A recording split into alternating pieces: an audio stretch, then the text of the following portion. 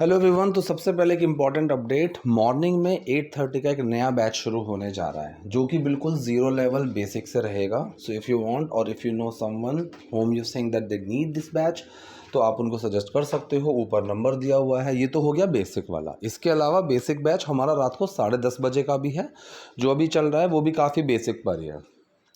Intermediate batches, advanced, where you want to just focus on your spoken skill, you just want to brush up your skills, so we do have these options as well. तो अगर किसी भी option को लेकर about any option you want to ask anything, you have any concern, तो ऊपर number दिया हुआ है, you can just drop me a message on WhatsApp there. आज की क्लास शुरू करते हैं, स्टार्ट अंडरस्टैंडिंग द सेंटेंसेस। चले गाइस, तो सेंटेंस नंबर 1, मुझे मजाकिया लोग पसंद हैं।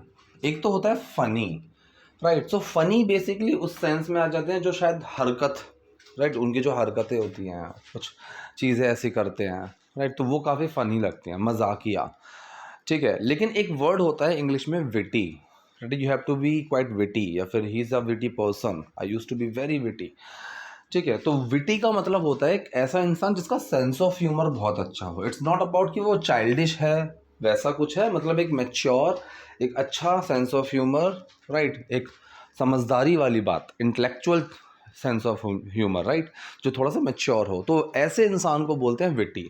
तो इसने बोला कि आई लाइक विटी पीपल, कि मुझे मजाकिया लोग पसंद हैं, ठीक है। तो प्रेजेंट इंडेफिनिट सेंटेंस है और लाइक के अंदर डू छुपा हुआ है, ठीक है। तो बेसिकली अगर मैं सेंटेंस बोलूँ कि मैं मजाकिया लोग पसंद करती हूँ, कई बार ऐसा होता है कि just because the way we speak Hindi, उसकी वजह से हमें बहुत कन्फ्यूजन हो जाती है, ठीक है, अबाउट इंग्लिश और about English sentences, but that is a very normal thing, you know.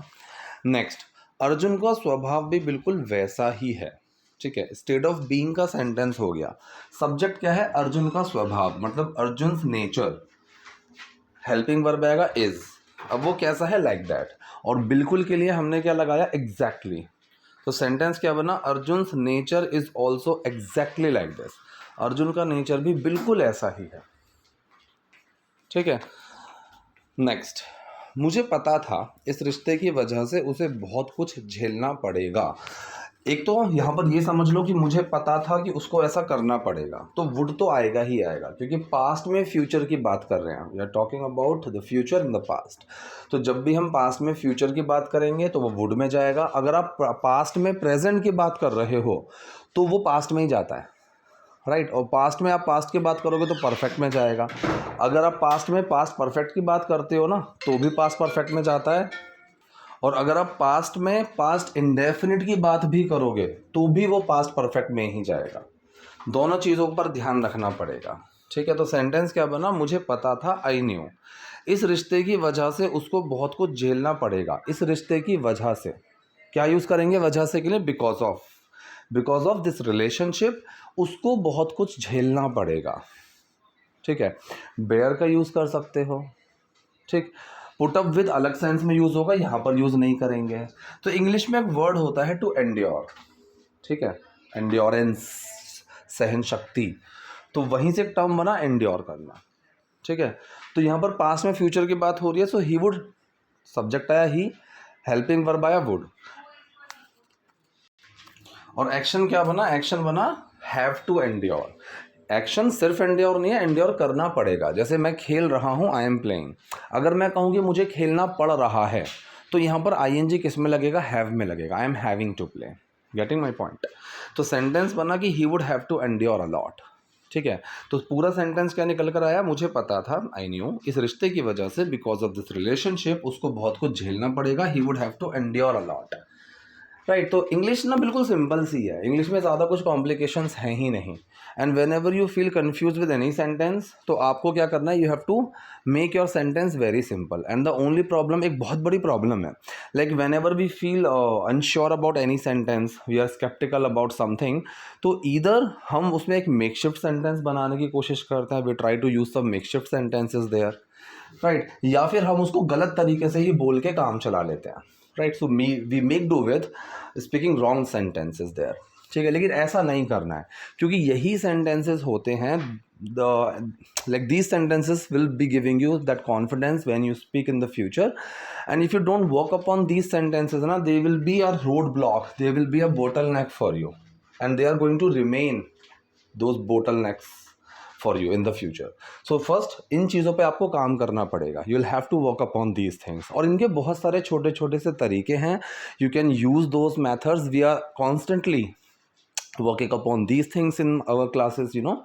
So ये चीज़ें बहुत easy हैं. But the only problem is we don't work like that. काफ़ी सारे से misconceptions हैं, काफ़ी सारी सी कन्फ्यूजन्स हैं जिस पर हमें समझ में ही नहीं आता है कि how do we have to work accordingly, and this is the reason that we don't find our self growing. ठीक है, तो चीज़ों पर ना काम करना पड़ता है. चलो सेंटेंस है, अर्जुन को मेरी वजह से बहुत कुछ झेलना पड़ा. ठीक है, सेंटेंस कौन सा है? ये पास्ट इंडेफिनिट. लोगों को लगेगा भाई हैड आ रहा है तो पास्ट परफेक्ट है, लेकिन नहीं, ये सेंटेंस पास्ट इंडेफिनिट है. सब्जेक्ट आया अर्जुन, हेल्पिंग वर्ब आया डिड, एक्शन क्या है? झेलना पड़ा, मतलब हैव टू एंड्योर. अब ये हैव के अंदर डिड छुपा और वो क्या बना? हैड. ये हैव की सेकंड फॉर्म है, ये हेल्पिंग वर्ब नहीं है. अगर मैं इस सेंटेंस का नेगेटिव बनाऊं कि उसको झेलना नहीं पड़ा, तो सेंटेंस कैसे बनेगा? He did not have to endure. Getting my point? So Arjun को मेरी वजह से बहुत कुछ झेलना पड़ा. Arjun had to endure a lot because of me. मेरी वजह से, बिकॉज ऑफ मी. और सच में ये कहना आसान है लेकिन करना मुश्किल है. ठीक है, एंड ऑनेस्टली, ईमानदारी से, सच में ये कहना आसान है लेकिन करना मुश्किल है. अब जब भी ऐसा टर्म आता है जैसे मैं कहूँ कि मेरे कई सारे दोस्त हैं, right, so they think that I am a teacher working from home, I don't have to go anywhere, I am working everything from my home itself, so this is very easy, my life is very easy. But in my opinion it is easier said than done. लेकिन मेरे हिसाब से ये चीज़ कहनी आसान है, करनी मुश्किल है. Because I also have to endure lots of things, you know. तो मुझे भी बहुत सारी चीज़ें झेलनी पड़ती हैं. तो वहाँ पर ऐसे टर्म्स में हम इस चीज़ को यूज़ कर सकते हैं. जैसे हम ये बोलते हैं कि only the wearer knows where shoe pinches, कि जिस पर भुगतते हैं वही जानता है. भाई मुझे ही पता है क्या हो रहा है. तो उस वाले सेंस में the grass is always greener on the other side. So it is easier said than done. भाई चीज़ें कहने में आसान लगती हैं लेकिन करने में बहुत मुश्किल होती हैं. तो उस वाले सेंस में ये टर्म निकल कर बना है. ठीक है, तो इसने बोला कि और सच में, ईमानदारी से, and honestly, it is easier said than done, या फिर this is easier said than done. तो इट और दिस में ना काफ़ी सारी सिमिलैरिटीज़ हैं और कुछ नुआंसेस भी हैं. इट्स नॉट लाइक कि दोनों बिल्कुल सेम है, there are some certain nuances, but अभी उसको छोड़ते हैं. We are not working upon it as of now. हमने इस बात पर कई बार चर्चा की. ठीक, एक बहुत ही कॉमन मिस्टेक. चलो पहले तो ये समझते हैं कि हमने इस बात पर चर्चा की. अगर मैं चर्चा करने को एक्शन लूँ तो डिस्कस एक्शन भी आ जाएगा. Right, we discussed past indefinite का, लेकिन यहाँ पर इन्होंने बोला है पास्ट परफेक्ट में. ठीक है, क्योंकि वो डिस्कशन हमने पहले किया था रिलेशनशिप में आने से. क्योंकि आगे का जो सेंटेंस है कि हमारे साथ समाज के हिसाब से नहीं है, ये है वो है, तो वो रिलेशनशिप में आ गए, तो डिस्कशन पहले हुआ है. इसीलिए ये सेंटेंस कहाँ पर लिया गया है? पास्ट परफेक्ट में लिया गया है. तो कई बार ये कन्फ्यूजन बहुत रहती है कि सर पास्ट इंडेफिनिट कहाँ बनाऊँ, पास्ट परफेक्ट कहाँ बनाऊँ. ठीक है, और रीडिंग के टाइम पर तो ये कन्फ्यूजन और ज़्यादा बढ़ जाती है. ठीक है, राइटिंग में तो चलो फिर भी हमें समझ में आता है कि now this happen before this scenario, तो we are going to use had here. लेकिन जब हम पढ़ते हैं तो हैड का सेंटेंस कई बार पहले आ जाता है, जैसे अभी आया. तो ये एक सीन को, ये एक अंडरस्टैंडिंग है कि ये काम पहले ही हुआ है. राइट, तो हमने इस बात पर चर्चा की ही थी, कर ली थी पहले ही, kind of a sense. So we had discussed. अब डिस्कस के साथ लोग लगा देते हैं अबाउट, इस चीज़ के बारे में चर्चा की थी, है ना. और बचपन से समझा है कि बारे में आएगा तो अबाउट लगा दो, बट नॉट एवरीवेयर. ठीक है, इंग्लिश की बड़ी अजीब सी चीज़ है, आप हर जगह हर चीज़ का रूल नहीं लगा सकते. ठीक है, कुछ चीज़ें ऐसी होती हैं जो ना आप रूल के हिसाब से नहीं समझ पाओगे, इवन इफ़ यू ट्राई. समझ रहे हो?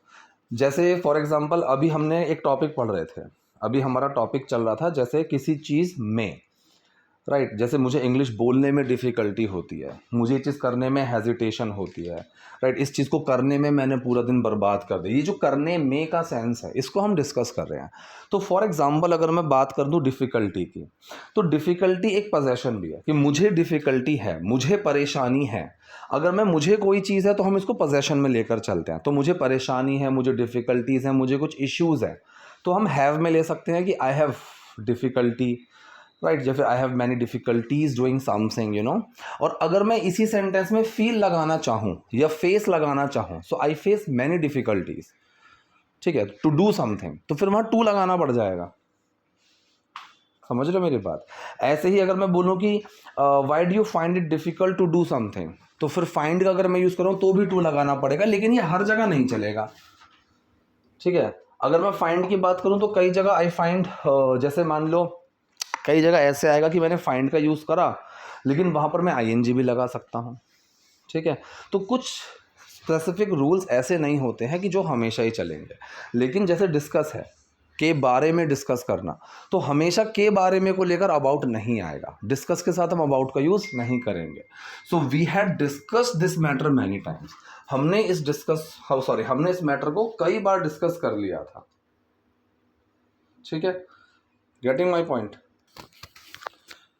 ठीक है। तो मेरे हिसाब से जो अभी तक मैंने नोटिस किया है, अगर मैं आपको स्ट्रक्चर समझाऊंगा कि भाई एक्टिव सेंटेंस ऐसे बनते हैं, this is how we make passive sentences, these are the rules of specific this thing, so this is very easy to grasp, this is very easy to understand, but the only problem is when it comes to speaking, और बोलते वक्त even the time when you are speaking, आप बोलने में गलतियां जो करते हो वो करते हो प्रेपोजिशंस को लेकर। अब जैसे मैंने एक लाइन बोली, आप बोलने में गलतियां करते हो, इस लाइन को बनाओ, आप बोलने में गलतियां करते हो, अब इस में से दिमाग खराब होगा, है ना, कि यू मेक मिस्टेक्स, तुम गलतियां करते हो, यहां तक तो हमने सीख लिया कि सर प्रेजेंट इंडेफिनिट सेंटेंस हो गया, है ना, यू मेक मिस्टेक्स बन गया, लेकिन बोलने में के लिए क्या लगाऊं, इन स्पीकिंग, क्योंकि में तो हमने इन समझा, लेकिन नहीं, अब मिस्टेक के साथ अगर एक्शन है तो हम वाइल का यूज करते हैं, so you make mistakes while speaking. अब यही सबसे इंपॉर्टेंट चीजें हैं जो लोगों को इंग्लिश नहीं बोलने देती हैं, ठीक है। इन चीज़ों को बोलने में ही सबसे ज़्यादा दिक्कत होती है। अब मैंने क्या लाइन बोली, इन चीज़ों को बोलने में लोगों को दिक्कत होती है, बोलने में दिक्कत हो, अब यहाँ पर डिफिकल्टी वर्ड आ गया या प्रॉब्लम वर्ड आ गया, अब मैं इसको कैसे बनाऊं, so they have problems, right, so they have many problems speaking these sentences, या फिर they have many difficulties speaking these sentences, ऐसे समझाना पड़ेगा, ठीक है। तो इन चीज़ों को समझना सबसे ज़्यादा इंपॉर्टेंट है। सो हमने इस बारे में कई बार चर्चा की, we had discuss this matter many times, ठीक है, ज़्यादा कुछ और सेंटेंस में है ही नहीं। मुझे पता था कि हमारा रिश्ता समाज के हिसाब से नहीं है, मुझे पता था, आई न्यू, ठीक, हमारा रिश्ता समाज के हिसाब से नहीं है, सेंटेंस के लास्ट में क्या लग रहा है, तो दिमाग क्या बोलेगा, सॉरी, तो प्रेजेंट में बनेगा, our relationship is not according to the society, ठीक है। यहाँ पर द भी लगा सकते हो, नहीं भी लगा सकते हो, सही तरीका वैसे द लगाना चाहिए मेरे हिसाब से। सो आई न्यू, मुझे पता था हमारा रिलेशनशिप समाज के हिसाब से नहीं है, so we don't have to fall for this है।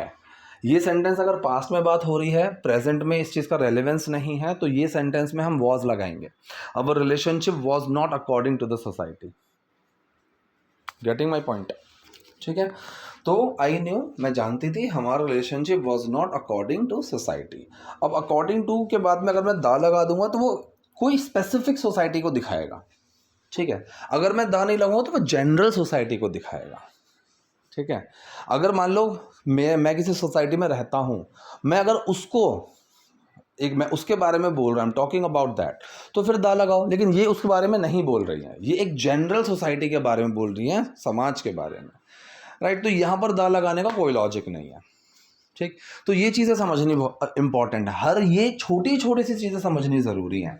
बड़ी चीज़ें समझना बोलना बहुत ईजी है, लेकिन छोटी चीज़ों को पकड़ना और उनको समझाना बहुत मुश्किल है। It is very difficult to pick these things, right.